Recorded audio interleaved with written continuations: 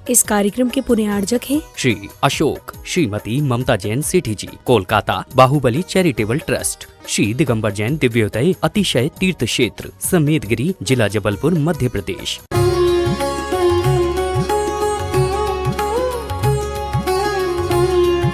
जय श्री ओम नमः सिद्धेभ्यः। जय श्री ओम नमः सिद्धेभ्यः। सर्वमंगल मांगल्यम सर्वकल्याणकारकम प्रधानम सर्वधर्माणां जैनम जयतु शासनम। जैनम जयतु शासनम। पंच परमेष्ठी भगवान की, आचार्य श्री गुरुवर कुंद कुंद महाराज की, आचार्य श्री गुरुवर विद्यासागर महाराज की, परम पूज्य गुरुदेव एक श्री सदासागर महामुनि राज की। कुछ व्यवस्थाएं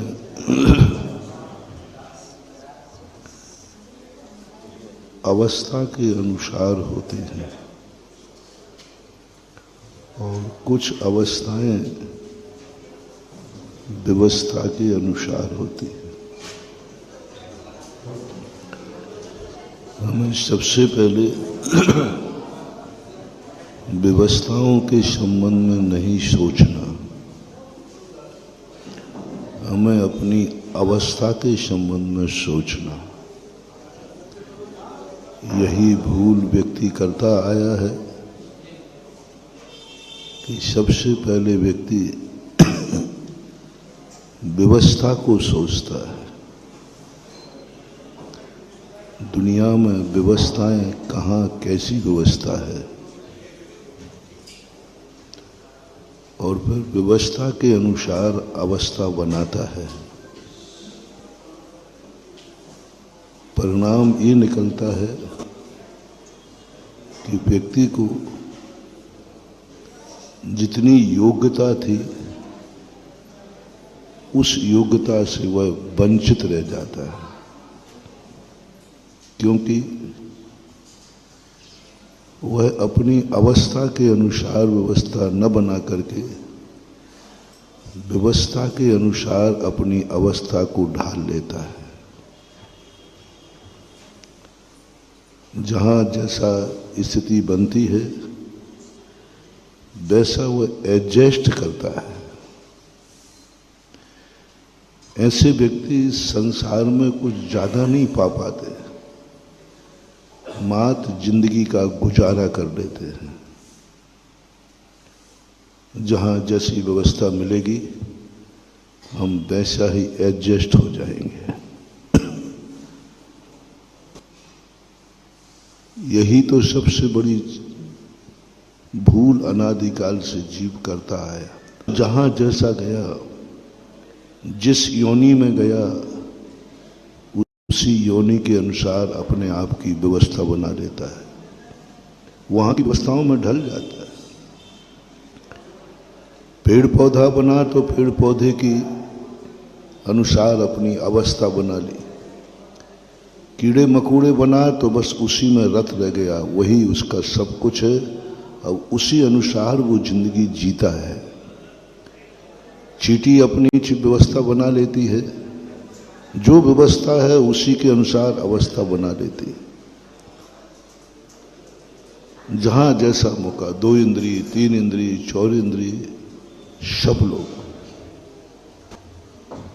यहाँ तक कि देवता भी वहाँ की व्यवस्थाओं में ढल जाते हैं।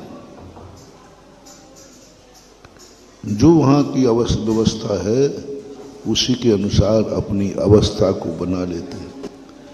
नारकी लोग भी वैसा ही करते हैं। कुछ पशु भी ऐसे होते हैं जो ही जैसी व्यवस्था होती है वैसी अवस्था बना लेते हैं। जैसा वातावरण देखा वैसे ही ढल जाते हैं। बहुत बड़ी भूल है। जैसा वातावरण देखा वैसे में ढल गए। स्वयं का कोई स्टेटस नहीं है। इनको, इन जीवों को बोलते हैं निम्नगा। निम्नगा जल का नाम है। जल जहां को ढाल मिला वहीं ढल जाता है। जल से पूछो तुम किस तरफ बहोगे, तो वो कहता मेरा कोई भाव नहीं है, हमें जहां ढाल मिल जाएगा हम वहीं रह जाएंगे। इससे जल की कोई दिशा नहीं होती, जल का कोई रास्ता नहीं होता। जहां ढाल मिलता है उसी ढाल में ढल जाता है। इसी प्रकार से कई लोगों की जिंदगी भी ऐसी होती है, जैसा निमित्त मिला वैसे ही ढल जाते हैं। जैसा कुल जाति मिली वैसे ही ढल जाते हैं। नीच कुल में जन्मा तो नीच बन जाते हैं, ब्राह्मण कुल में जन्मा तो ब्राह्मण बन जाते हैं, जैन कुल में जन्मा तो जैन बन जाते हैं, मुस्लिम कुल में जन्मा तो मुस्लिम बन जाते हैं, सिख में जन्म हुआ तो सिख बन जाते, उसी में ढाल देते अपने। कोई अलग से कोई स्टेटस नहीं है, कोई सोच नहीं है। उन्होंने कहा हम मनुष्य हैं, बस सीधी बात है। हम शूद्र हैं, हम हरिजन हैं, हरिजन हैं, बस कोई बात नहीं। उसी में ढाल दिया अपने आप को, कुछ भी सोच नहीं है। हमारे कुल में ऐसा होता आया, हम करते आएंगे। हमारा परिवार ऐसा है, मांसाहारी है, मांसा का मांस खाने लग जाएंगे। मंदिर जाते हैं तो चले जाएंगे। अपना कुछ भी नहीं, जैसा निमित्त मिला वैसा ही। इष्ट उपदेश के अंदर पूज्यपाद स्वामी ने बहुत अच्छी बात कही कि संसार की सबसे बड़ी कमजोरी है जो जहां रहने लग जाता है उसको वहीं अच्छा लगने लग जाता है। विष्ठा का कीड़ा विष्ठा में राजी है, नाली का कीड़ा नाली में राजी है, पत्ते का कीड़ा पत्ते में राजी है। कुछ नहीं, जहां है उसी में राजी है। अब नाली के कीड़े को देखो, वो नाली में राजी है, उसको कोई विकल्प नहीं है। अपन को दया आ रही, देखो कीड़ा कितनी गंदगी में है। कीड़े से पूछो, वो कहता मैं राजी हूं, मुझे मत मारो, मैं इसी में राजी। पशुओं को देखो, शूकर को देखो, नाली में पड़ा रहता है, गंदगी खाता है। अपन को दया आती, कितना गंदा आदमी है। शूकर से कहते हैं, बोले मेरी चिंता मत करो, मैं इसी में राजी हूं। वो उसी में राजी, उसको कुछ नहीं, ढल गया उसी में, ढल गया उसी में। उसकी जिस पर्याय में गया उसी पर्याय में ढल गया। उसने व्यवस्था के अनुसार अपनी अवस्था वैसी बना ली। वहां गंदी व्यवस्था थी, उसने अवस्था भी गंदी बना ली। वहां खान पान गंदा था, उसने वैसे ही अपने आप को ढाल दिया।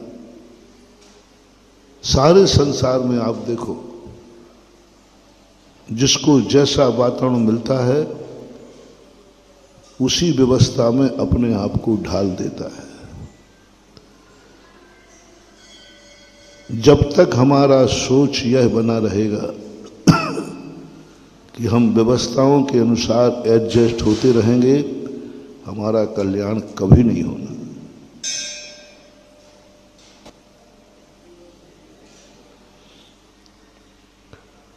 हमारे कल्याण की कभी भूमिका बनेगी ही नहीं, एक कदम भी आगे नहीं बढ़ोगे। इसे हमारे शास्त्रों में औदैक भाव कहते हैं। हमारे शास्त्रों में कहते हैं कि नियत की कठपुतली है, कर्मों के अनुसार नाच रहा है, इसका कुछ भी सोच नहीं है। पेड़ को कोई आएगा काट देगा, कट जाएगा। कोई पानी दे देगा, हरा हो जाएगा। कोई जला देगा, जल जाएगा। कुछ नहीं, उसका कोई सोच। उससे पूछो, हम तेरी क्या इच्छा है? बोले मेरी तो कोई इच्छा नहीं, जो हो रहा है सो हो रहा है। मात पशुओं में कुछ पशु होते हैं वो भी नहीं, पशु पर्याय में जन्मते हैं लेकिन वो पशुओं के अनुसार नहीं ढलते हैं, वो अपने अनुसार पशु को पर्याय को ढाल लेते हैं। ऐसे कुछ जानवर हुए। शुकर में भी हुआ एक, वो वहां की व्यवस्थाओं में नहीं ढला, वहां की व्यवस्था के अनुसार अवस्था नहीं बनाई, उसने अपना एक स्टेटस बनाया, मुझे सम्यक दृष्टि बनना है। पशु पर्याय सम्यक दृष्टि बनने के लिए नहीं थी, वो तो मूर्ख जड़ रूप पाप रूप है। त्रिहंच गति पाप कर्म के उदय से मिली है, वो नहीं गया था, लेकिन वहां जाने के बाद पूर्व भव का कोई संस्कार पड़ा होगा, पूर्व भव का कोई भ्रष्ट वृत्ति रहा होगा, पूर्व भव में कोई ऐसी चूक कर दी उसने कि उसे नीच पर्याय में जाना पड़ा। लेकिन वहां जाकर उसकी जाग गई भूल। ये बात और यहां मोटिवेशन दे दूं, जब कभी तुम अच्छा कार्य करो और किसी कारण से तुम भ्रष्ट हो जाओ, पतित हो जाओ, चूक जाओ, गलती हो जाए, मन नहीं लगे, फिर भी तुम करो, तुम आगे बढ़े नहीं बढ़ पाए, तुमने नियम लिया नहीं पाल पाए, तुमने दान बोला नहीं दे पाए, तुमने व्रत लिया टूट गया। पास होने वालों की नहीं कह रहा हूं, फेल होने वालों कह रहा हूं। अभी मैं पास होने वालों की चर्चा नहीं कर रहा हूं, फेल होने वाले जो हर कार्य में फेल, नियम लेते ही टूट जाता है, व्रत किया टूट गया, किसी कार्य को करने गए फेल हो गए, मंजिल पे जा रहे थे रास्ते में नहीं पहुंच पाए, एक्सीडेंट हो गया, विघ्न हो गया, लौटना पड़ा, कहीं जाने का मन बन रहा था, विघ्न आ गया, नहीं जा पाए, महाराज बनने का भाव बन रहा था, बनाते हो, बनाना चाहिए।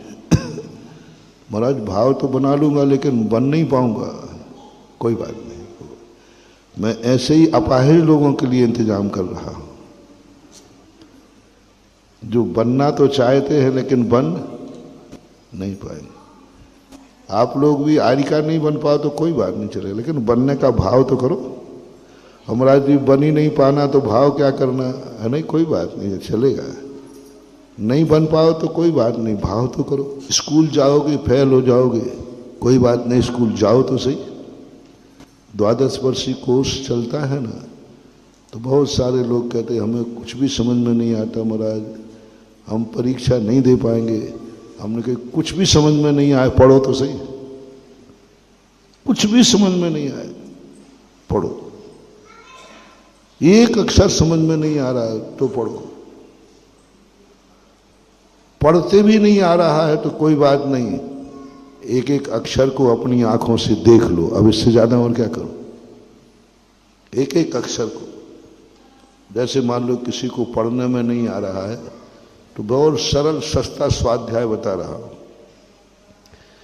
एक लकड़ी लो, पेंसिल ले लो, लकड़ी से एक एक अक्षर देखते जाओ। जैसे महावीर लिखा है तो इतने बोलो, माँ, हा, आ की मात्रा, वा, ई की मात्रा, रा, आंखों से देख लो, हम तुम्हें उसमें भी इतना लाभ करा देंगे जितना पढ़ने वालों को लाभ है उतना ही तुम्हें लाभ है। आंखों से देख तो लो। 12 वर्षीय कोर्स हमने उन पढ़े लिखे विद्वानों को नहीं रखा है द्वादश वर्षीय कोर्स हमने उन मूर्खों को जिनको कुछ भी पढ़ना भी नहीं आता, अंजन चोर जैसों के लिए रखा है जिनको नमोकार मंत्र भी नहीं आता। अंजन चोर को नमोकार मंत्र नहीं आया, पढ़ने में भी नहीं आया, याद भी नहीं हुआ, लेकिन सुना कि नहीं सुना उसने? बोलो, सुना था कि नहीं? सुनने के बाद याद भी नहीं रहा, अर्थ समझ में नहीं आया, याद रहा नहीं, उच्चारण नहीं कर पाया, मात उसने इतना भाव किया, सुना तो सही था कि नहीं? सेठ जी ने जब सुनाया, बहुत बड़ा मोटिवेशन महानुभाव यहां लेते चले, बहुत बड़ा। तुम्हें कुछ भी समझ में नहीं आ रहा है प्रवचन में,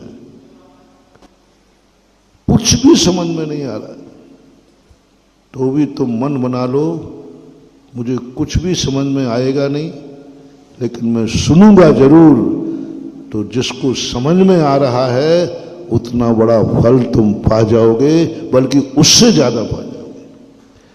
एक व्यक्ति वो प्रवचन में बैठा है जिसको समझ में आ रहा है, उसको ज्यादा कर्मों की निर्जा नहीं होगी, क्योंकि उसको समझ में आ रहा है, उसके मनानुकूल है। उसका मन तो इसलिए लग रहा है क्योंकि उसको समझ में आ रहा है। देखो भाई, ये प्रवचन बहुत अच्छी तरह सुन रहा है। मैंने क्यों सुन रहा भाई? महाराज आपकी बात मुझे पूरी समझ में आ रही है, पूरी समझ में आ रही है। आप क्या बोलना चाहते हैं, आपका अभिप्राय भी समझ रहा हूं, भाव भी समझ रहा हूं, अर्थ भी समझ रहा हूं। सब समझ रहे हो? हाँ, सब समझ में आ रहा है। उसके लिए ज्यादा पुण्यबंध नहीं है। दूसरा बाजू से पूछा, भाई तुम क्या सुन रहे? महाराज के कुछ भी समझ में नहीं आ रहा है। क्या बोल रहा है महाराज जी? मुझे कुछ भेजे में नहीं पड़ रहा है। फिर क्या है? बस सुनने में अच्छा लग रहा है। ये व्यक्ति ज्यादा समझदार है। मां सुनना है, वो सुनूंगा मैं एकाग्र, कुछ भी समझ में नहीं, याद भी नहीं रहेगा, कुछ भी नहीं रहेगा, लेकिन मैं सुनूंगा।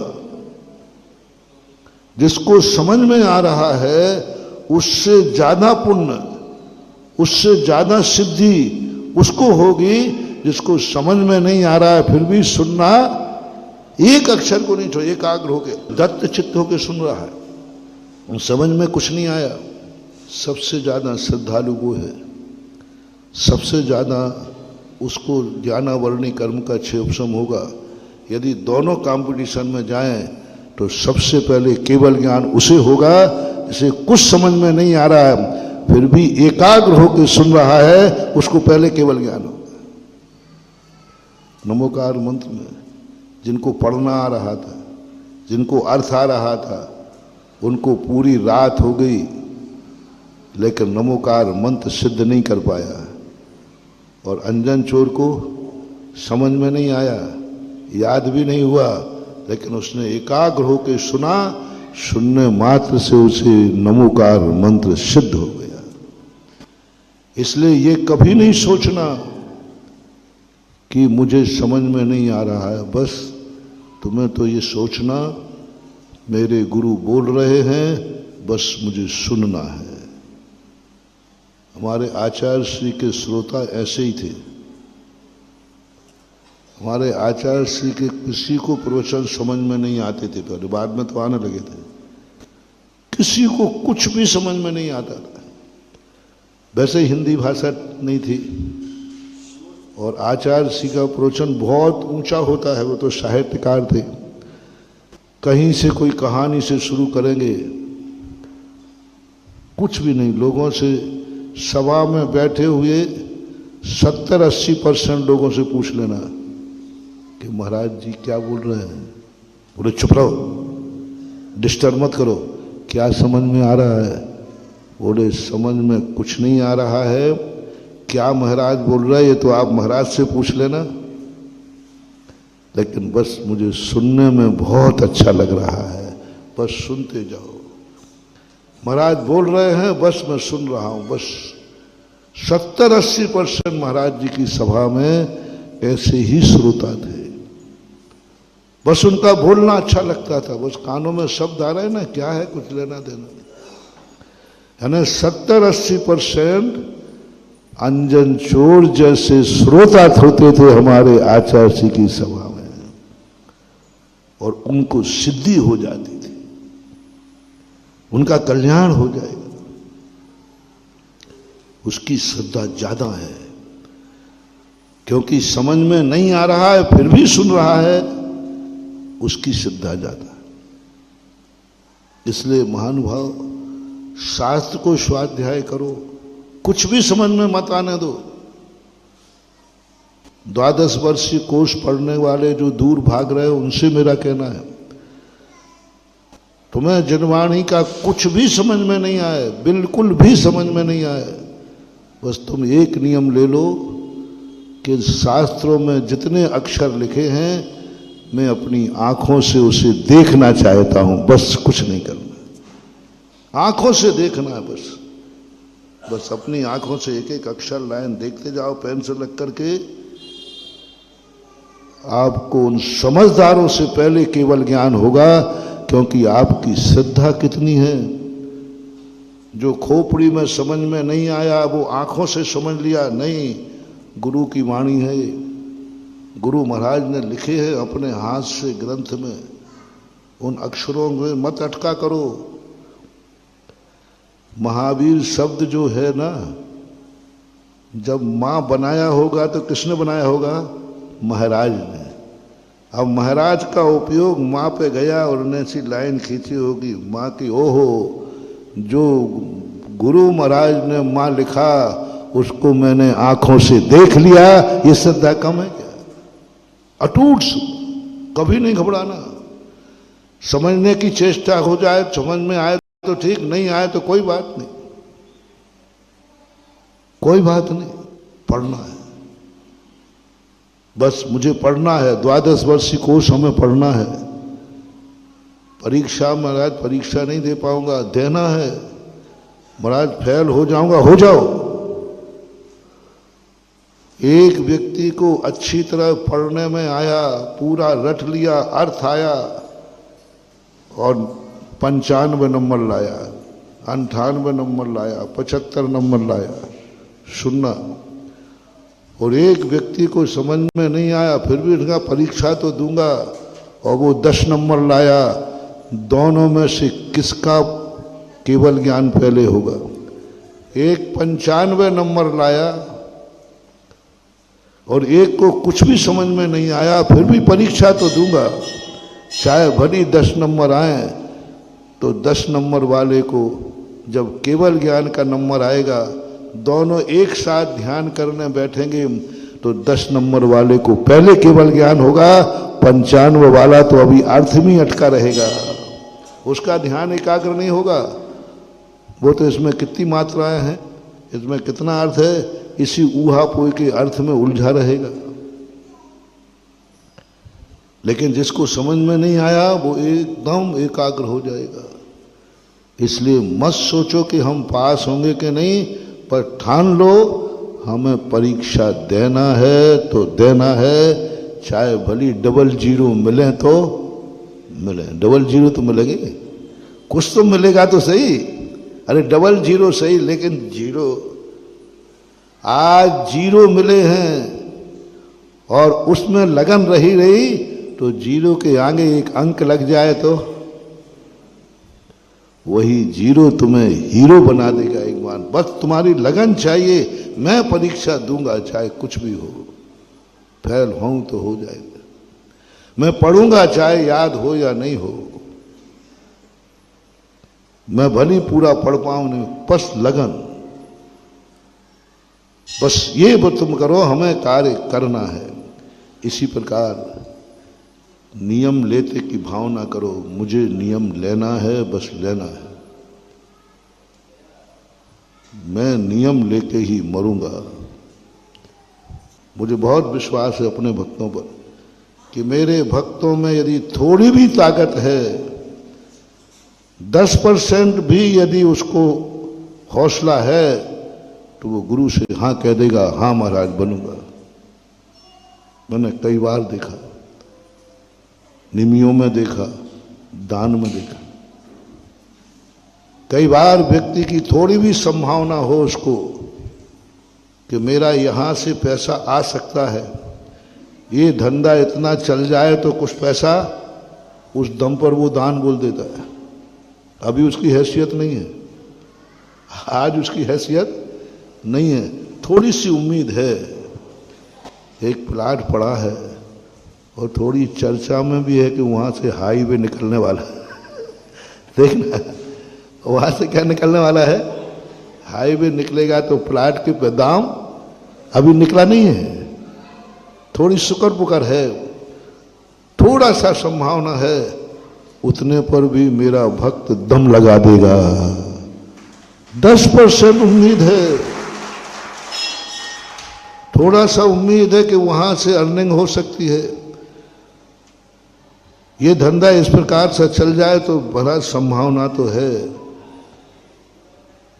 मुझे विश्वास है, आप कैसे हो वो आप जानो, मुझे तो अपने भक्त पर विश्वास है कि उसको 10% भी उम्मीद है और मैंने उसको इशारा किया है तो पट्ठा कूद जाएगा।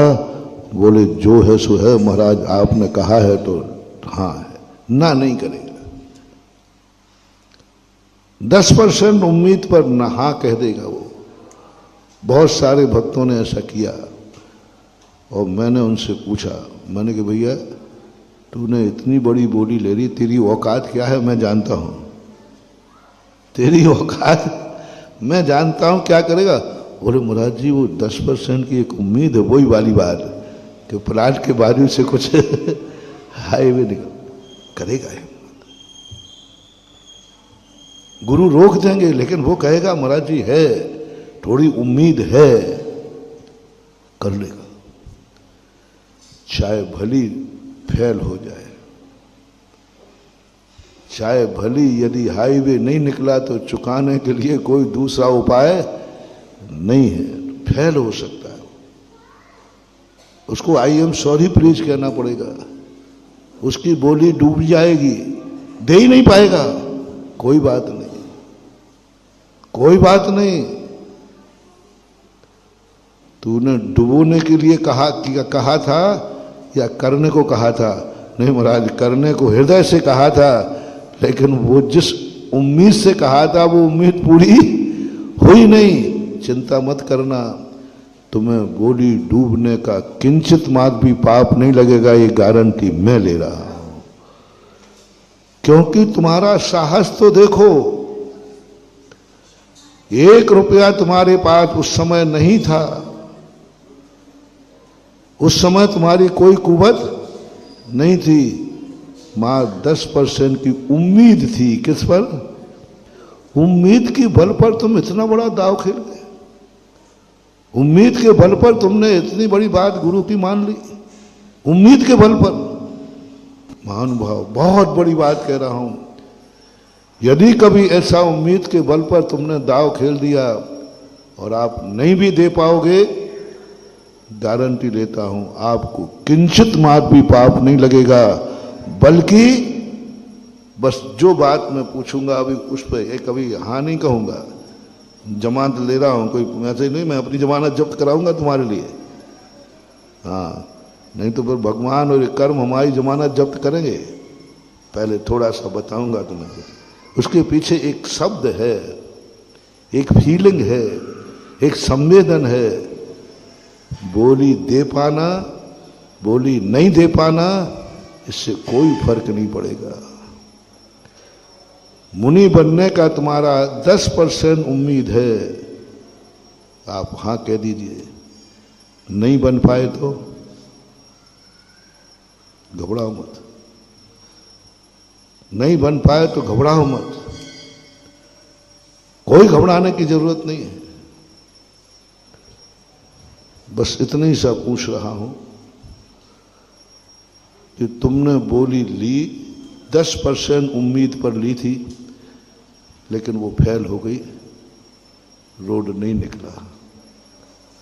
अब देने की कोई गुंजाइश और दूसरी है ही नहीं, सब तरफ से है ही नहीं, थी भी नहीं और है भी नहीं। अब ऐसा हो जाए बस इतना सा बता दो, तुम्हें फीलिंग कैसी हो रही? अच्छा हुआ बच गए। खेद है कि देखो मेरी किस्मत ने साथ नहीं दिया, मेरे जरूर कोई पुण्य में कमी रही है, आज मैं उम्मीदों में फेल हो गया। बस इतनी सी फीलिंग कर लेना। मैं तुम्हें वो आशीर्वाद दे रहा हूं कि इस पर्याय में मरने के बाद जैसे तुम ऐसे अमीर बाप के जन्मोगे कि तुम्हारे जन्म पर जितनी तुमने बोली ली है, छोड़ी है, उससे कई गुनी वो तुम्हारे जन्मोत्सव पर तुम्हारा बाप बोली लेगा। तेरे जन्म पर मान लीजिए तुमने 10 लाख रुपए का, 50 लाख रुपए का मंदिर बोल दिया और नहीं बन पाए, नहीं दे पाए, लेकिन तुम्हें खेद हो रहा है कि बस मुझे खेद है कि मेरी किस्मत ने मेरा साथ पश्चाताप, बस इतना ही पश्चाताप काफी है।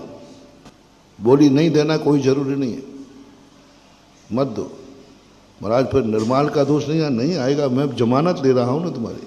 इतने मात पर कि मेरी किस्मत ने साथ नहीं दिया, उम्मीद तो थी, इसका मुझे क्या है बोलो ना, खेद वर अंदर से खेद कर लेना।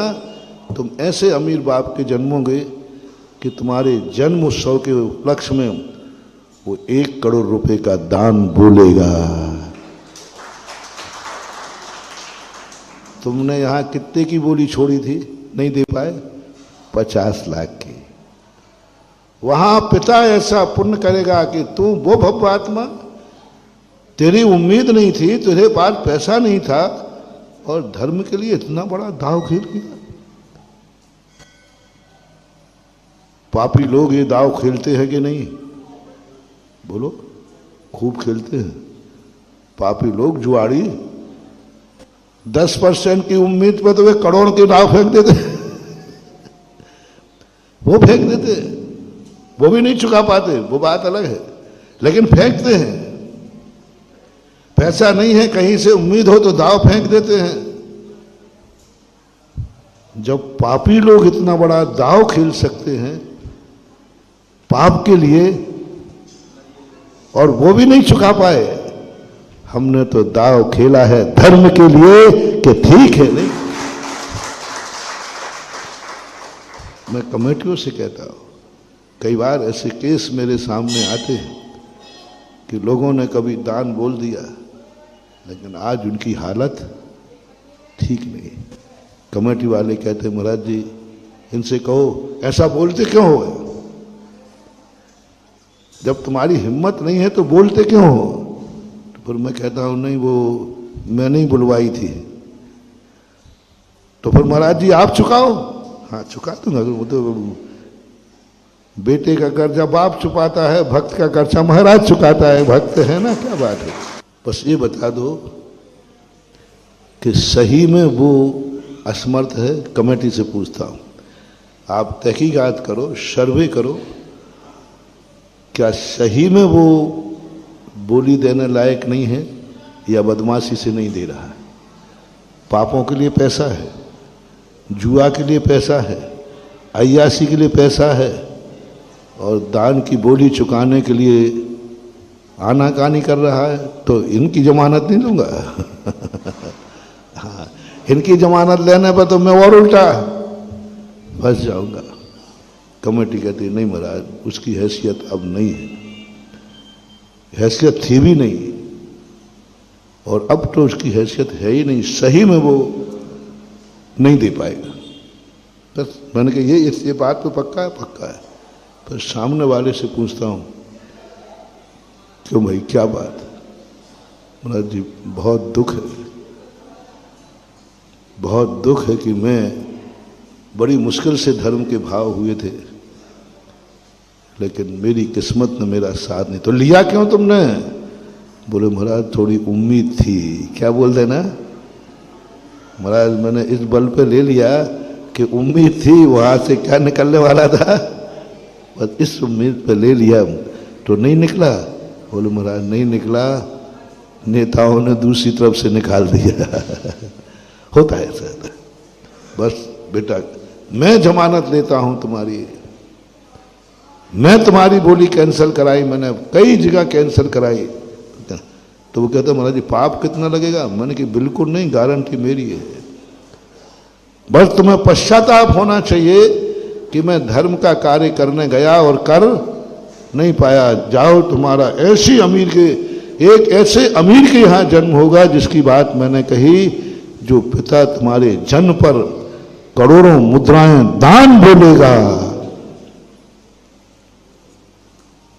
वो उसने नहीं बोला है, पूर्व भव का जो बेटा गर्भ में आया है, पूर्व भव के बेटे का जो जन्म हुआ है, उसकी अतृप्त भावना ने बुलवाया है कि पापा बोलो। जब तुम्हें कोई भी धर्म कार्य करने की थोड़ी भी उम्मीद हो तो ना का इष्टे मत लगाना, मना नहीं करना।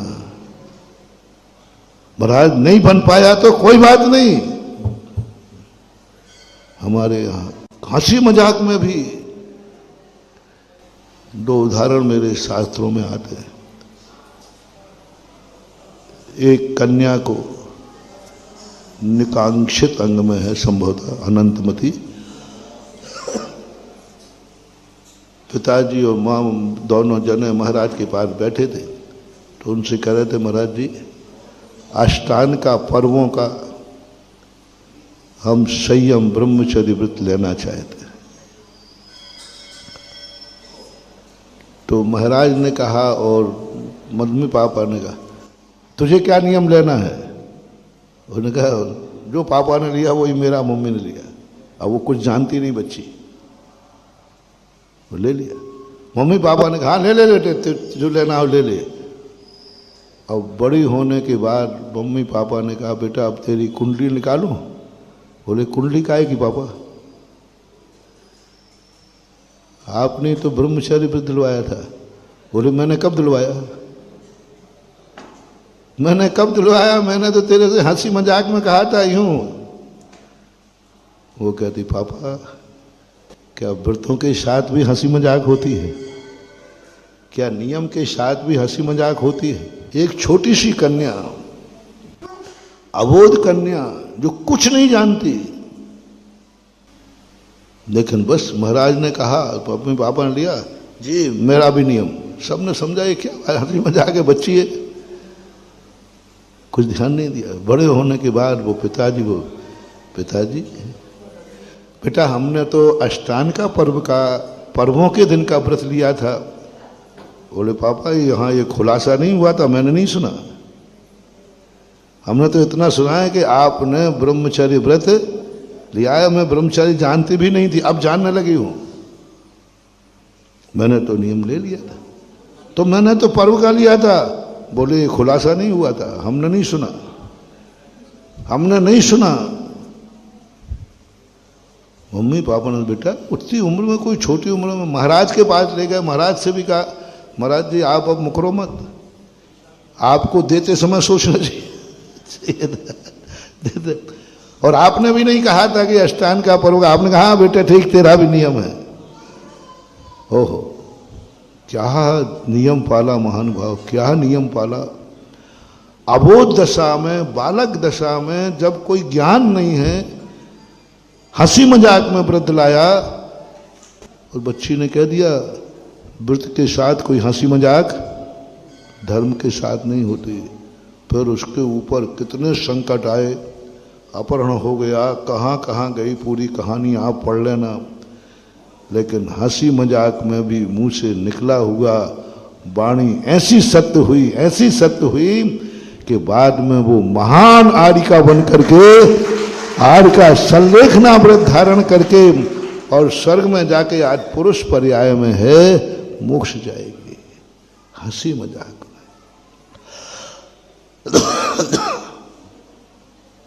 एक उदाहरण आता है अभी पंचम काल का, ब्रह्म गुलाल का। बहुरूपिया था, पूरी कहानी नहीं बता रहा। राजा ने एक बार कहा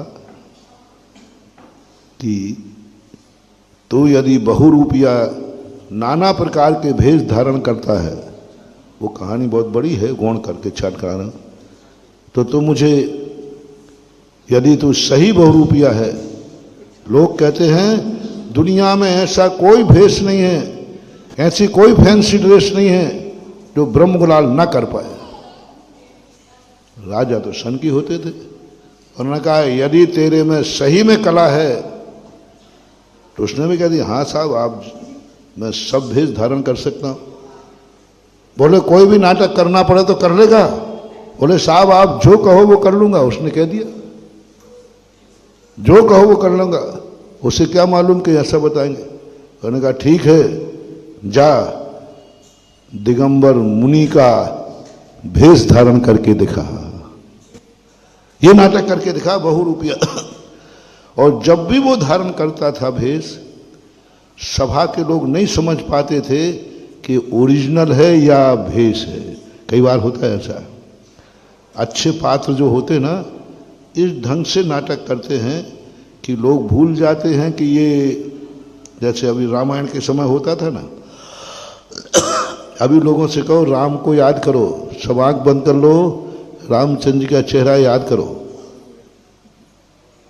वही अरुण गोयल का आएगा।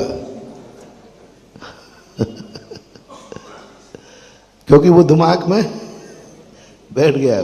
सीता में वही दीपिका आएगी। ऐसे वो ब्रह्म गुलाल था। जब भी कभी कोई भी यदि भेष धारण करेगा, सभा भूल जाती थी कि नकली है कि असली है। ब्रह्म गुलाल कहता है सरकार, ये भी कोई भेष है क्या? इस भेष से मत कहो, तुम दुनिया का जो भेष कहो वो बना लूंगा, लेकिन दिगंबर मुनि का भेष नहीं, ये नहीं हो पाएगा। राजा ने कहा यहीं तो तुझे नीचा दिखाना है। जो अपनी कला को बहुत ज्यादा अहंकार है ना, नहीं, दिगंबर भेष बन के दिखा, नहीं तो राज आज्ञा का उल्लंघन पर तुझे फांसी चढ़ा दी जाएगी। ये और कह दिया। ब्रह्म गुलाल भी कहता है कि साहब इसके लिए 6 महीने का समय लगेगा। बोले तू तो कहता था कि हम 6 घंटे में कोई भी रोल कर देते। बोले कोई तो कर दूंगा, लेकिन दिगंबर मुनि का भेष धारण नहीं कर पाऊंगा। 6 महीने का समय मांगा। 6 महीने तक उसने साधना की और 6 महीने बाद ऐसा मुनि का भेष धारण करके आया, केश लॉन्च करके आया। केश लॉन्च किए ओरिजिनल।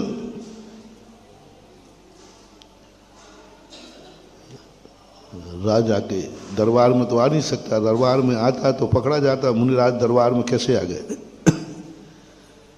जब राजा पर्यटक को जा रहा था, वो भेष धारण करके उस रास्ते से, वो राजा इधर से जा रहे हैं, वो इधर से जा रहा है, और राजा ने देखा अरे तो मुनिराज आ गए हम। तो राजा रथ से उतर करके मुनिराज की वंदना करते हैं और ओहो धन्य हो मुनिराज, जय हो जय हो। जैसे ही पैर छूने लगे, ब्रह्म गुलाल ने पैर हटा लिया। राजन, बोले तुम ब्रह्म गुलाल है? बोले मैं देख करके ही समझा ओरिजिनल, मैं तो समझ नहीं पाया कि तू ब्रह्म गुलाल है। राजा ने कहा मान गए तुझे, तू जो भी आज तक भेष धारण किया सब असली लगे, आज भी मैंने तो तुझे असली मुनि मान करके नमस्कार किया है। असली मुनि मानकर नमस्कार किया। तू पास हो गया, चल राज दरबार में तुझे बहुरूपिया की उपाधि का एक पुरस्कार दिया जाएगा। बोले राजन माफ करना, अब कोई पुरस्कार नहीं, अब कोई भेष नहीं। दिगंबर भेष एक ऐसा भेष है जो एक बार धारण किया जाता है, दोबारा नहीं।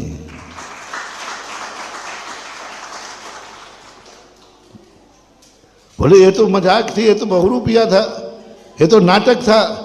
बोले सारे नाटक बार बार हो सकते हैं, लेकिन दिगंबर भेष का नाटक तो एक ही बार खेला जाता है, दोबारा नहीं। और बहुरूपिया बस वहीं से राजा को छोड़ करके वनवास में चला गया और बड़ी तपस्या करके संलेखना पूर्वक मरण किया।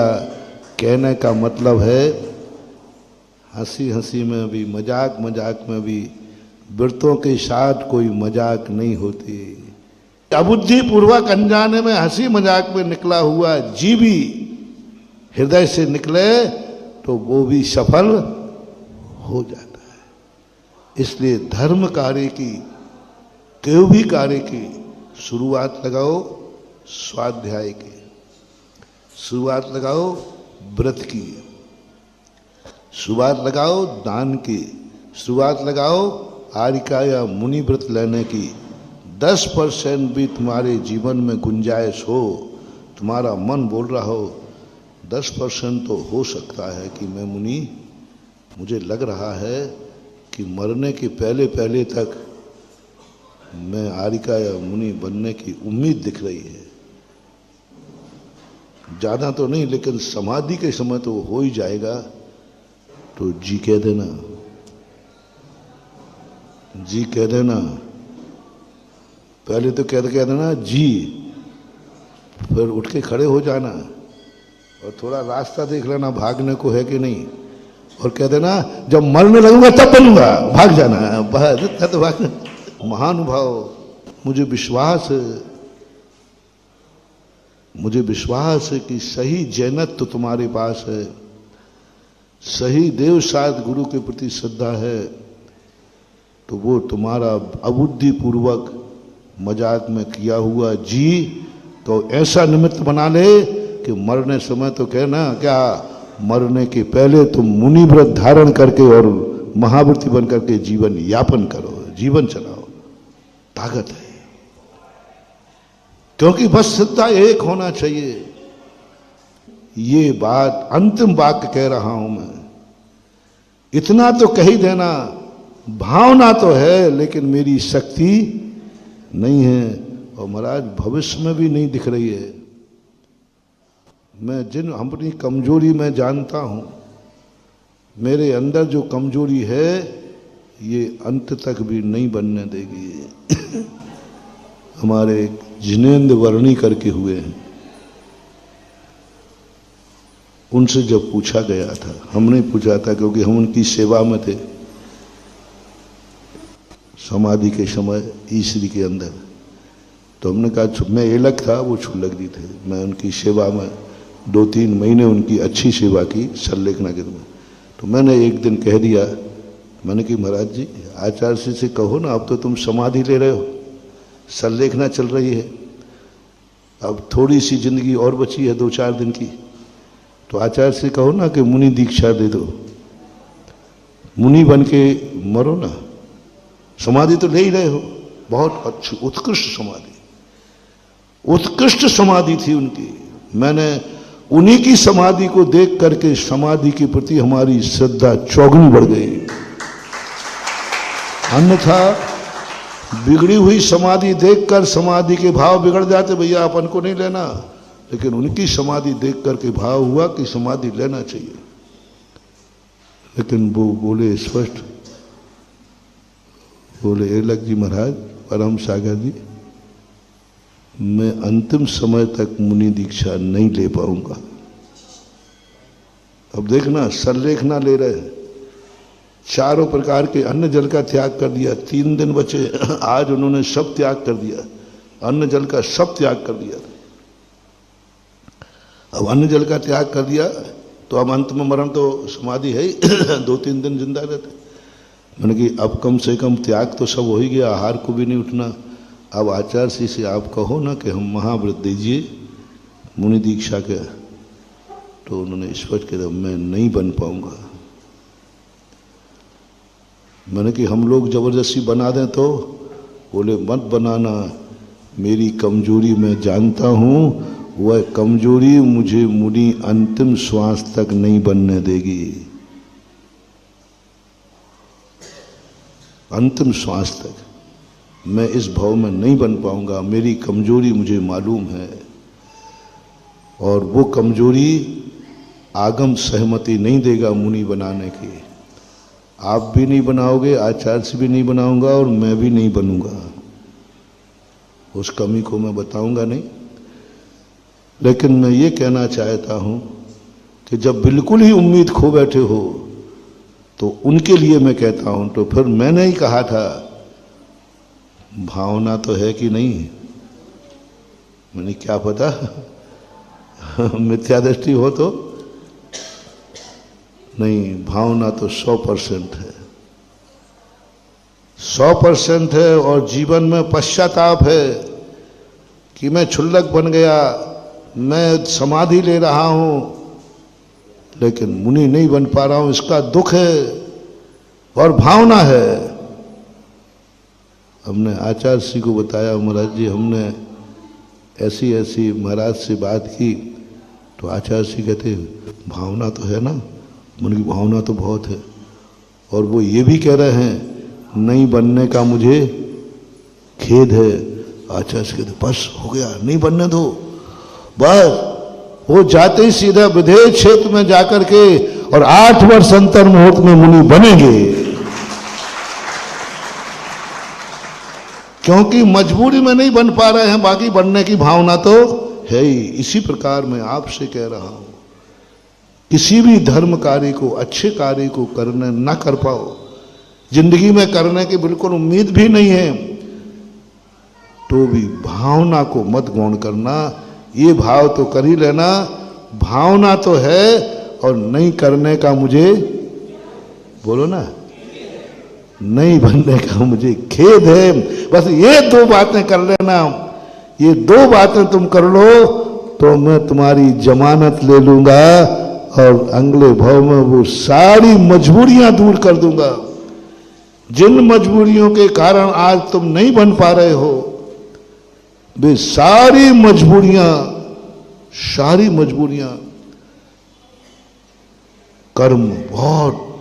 कर्म बहुत समझदार है महानुभाव, बड़ी वो पुद्गल है, बड़ी वो जड़ है।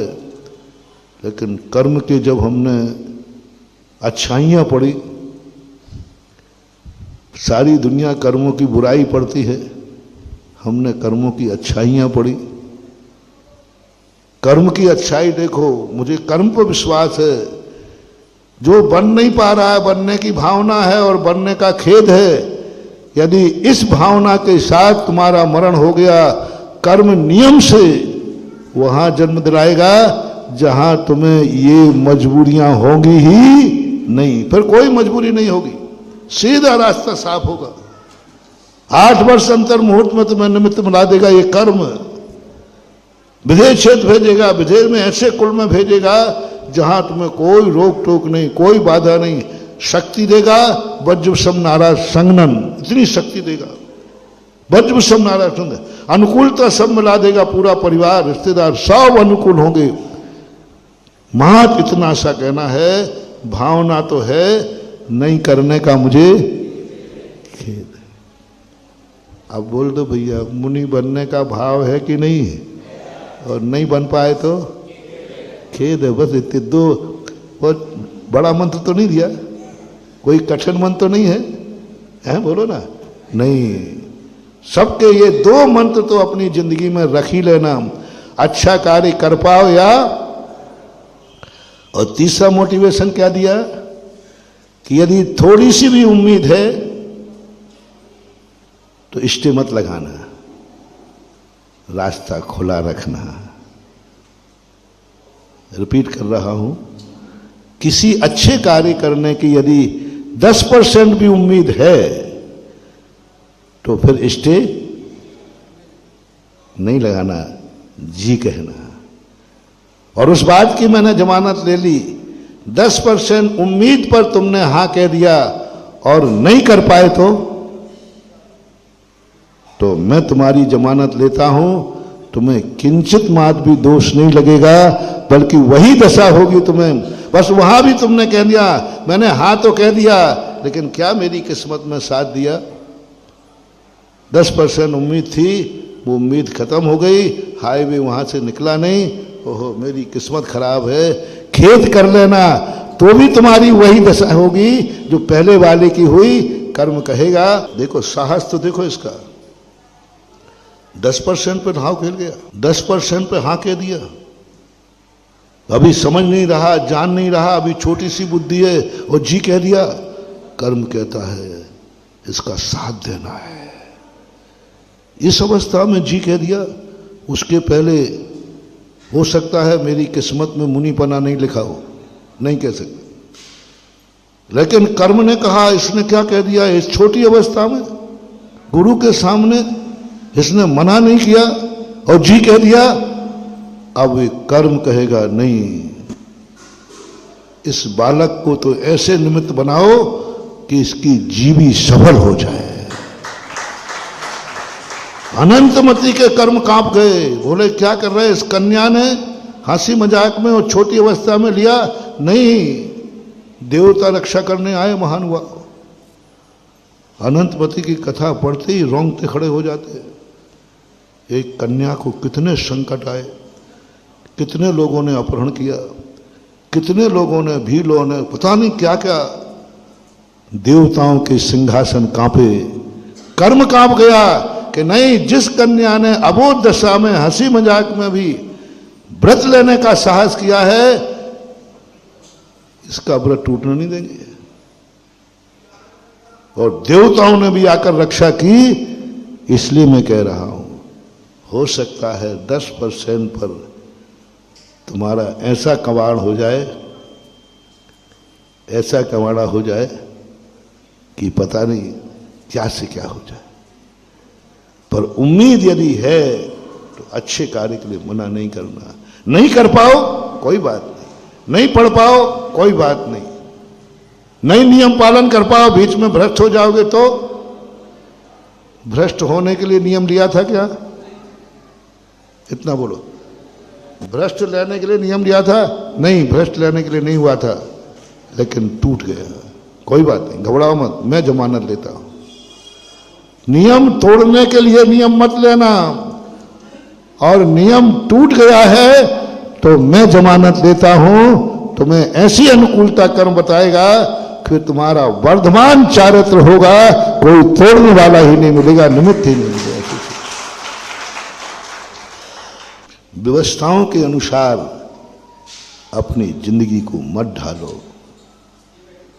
जैसी व्यवस्था मिली, जैसा मिला वैसे ही ढल गए, निमित्त की कठपुतली बन गए।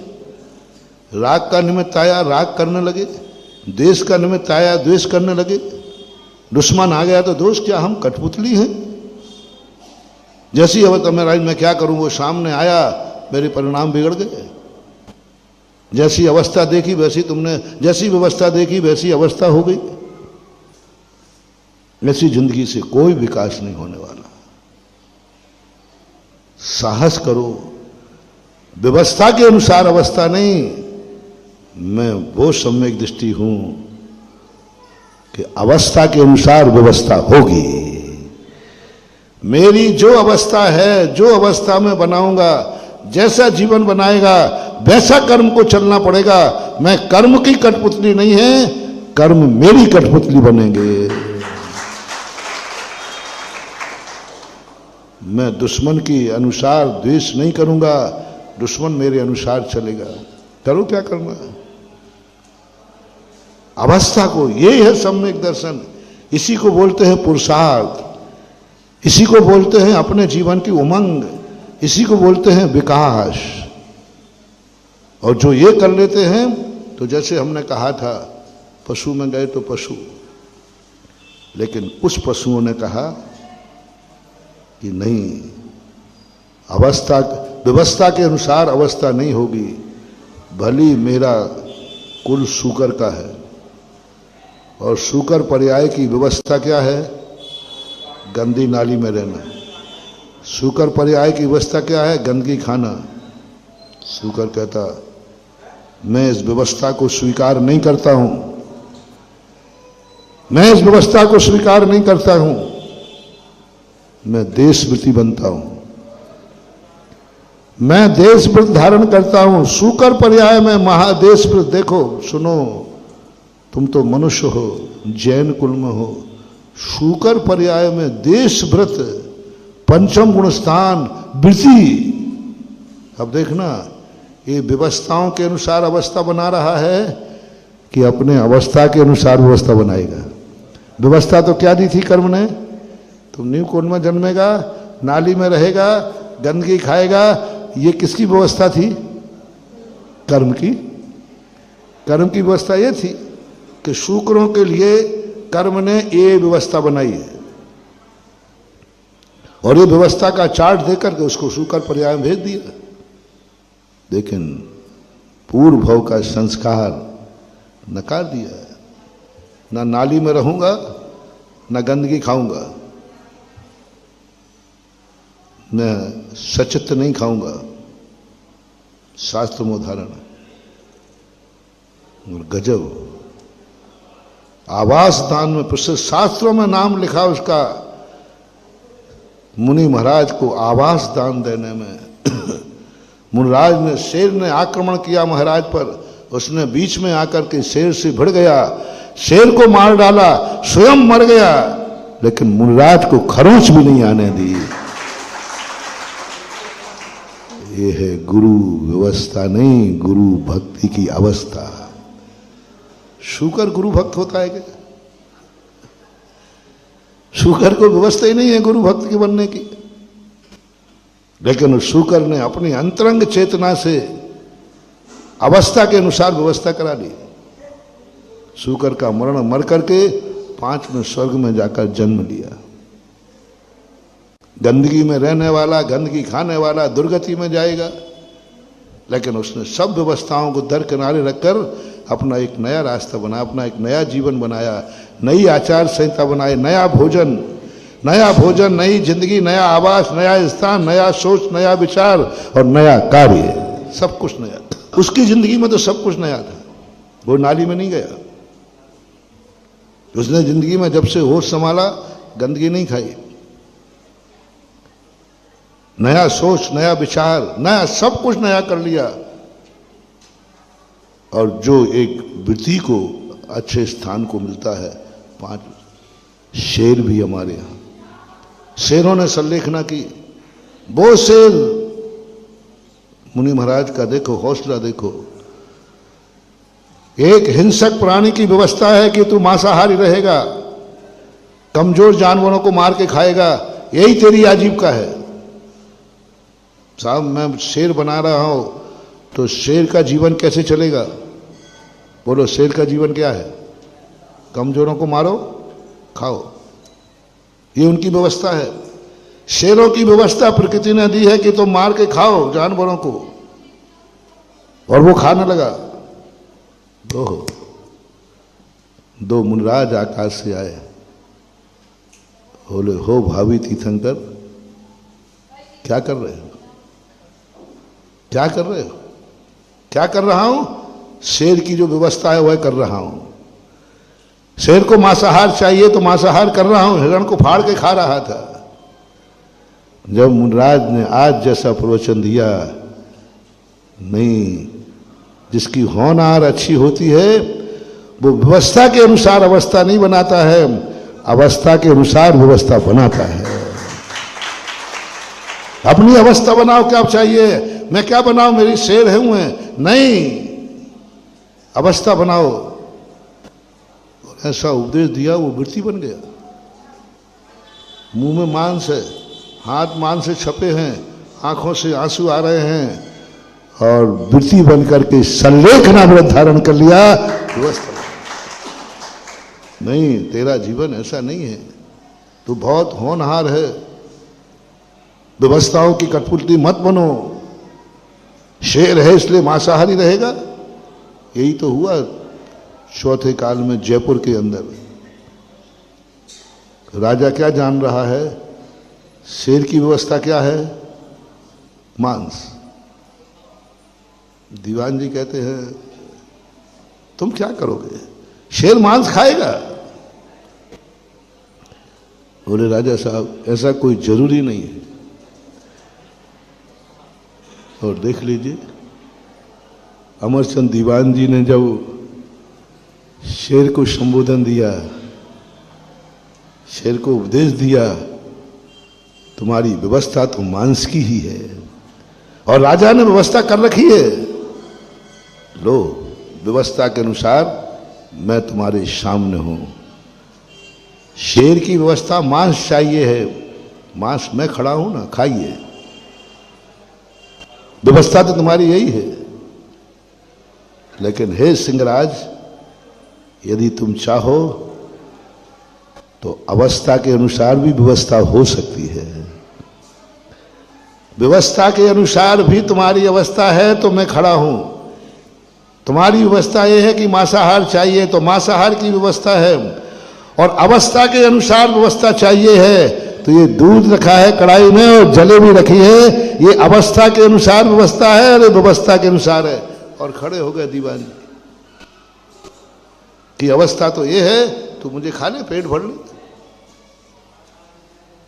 लेकिन ध्यान रखना सिंहराज, अवस्था के अनुसार जिंदगी चलाओगे, व्यवस्था के अनुसार जिंदगी चलाओगे तो कभी दुर्गति से ऊपर नहीं उठ पाओ। पापी थे, पापी हो और पापी, गंदे थे, गंदे हो और गंदे ही रहोगे। क्या दीवान जी ने उसको उपदेश दिया? व्यवस्थाओं के अनुसार जिंदगी जी रहे हो, थोड़ी अवस्था में बढ़ो। अवस्था के अनुसार व्यवस्था करके भी लाया हूं। यदि तुम अपनी अवस्था अहिंसक मान लो तो मैं शेर हूं, मैं कैसे अहिंसक बन सकता हूं? बन सकते हो। और अहिंसक अनुसार बन गया तो मेरी व्यवस्था कैसे होगी? ये रखे, बताओ, शेर ने व्यवस्थाओं को एक्सेप्ट किया कि अवस्था के अनुसार दूध पी लिया? ये तो पंचम काल की कथा है। अवस्था के अनुसार, व्यवस्था के अनुसार, अवस्था के अनुसार शेर चुपचाप जाकर दूध पी गया, जलेबी खा ली और पिंजड़ा का दरवाजा खोल दिया। सेठ के साथ में पीछे पीछे, दीवान जी के पीछे पीछे शेर चल रहा है और सारे जगत को अभय दान दे रहा है। कह रहा है कि देखो, ये हैं किस्मत की बदलने के तरीके। आपका समय हो गया, आज इतने ही। महावीर भगवान की।